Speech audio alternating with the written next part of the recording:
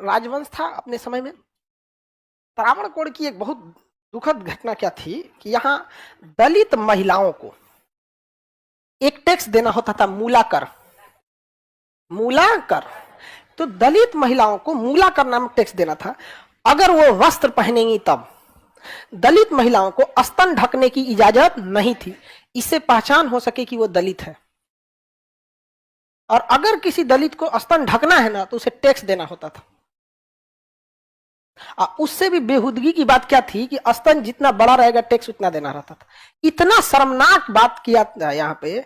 और वहां पर नंगली नाम की एक महिला थी वहां पे, उसके अब हस्बैंड वाइफ थे सब, तो किसी को भी क्या ये समाज कभी बर्दाश्त करेगा ये बात।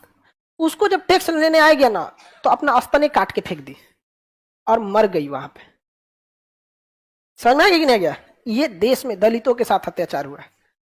अच्छा, दलित को इतना दबाया गया है ना, इतना दबाया गया है। आप कल्पना कीजिए कि दुनिया में अगर आप महान राजाओं को गिनती कीजिएगा ना, दुनिया में महान राजाओं का, सिकंदर, अशोक दौड़ा के मारता सिकंदर को।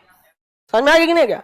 उधर थे ना यहाँ पे, तो अशोक, सिकंदर, ये दुनिया लेवल के राजा थे। लेकिन भारत में आज उसको इस तरह से दबा दिया गया कि कोई शान से कहता ही नहीं कि अशोक के वंशज हैं।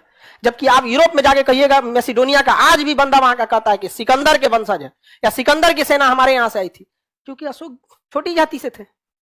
किस तरह से, मतलब हमारे पास अगर छोटी जाति का व्यक्ति दुनिया का सबसे बड़ा काम भी कर दिया ना तो हमें मंजूर नहीं है।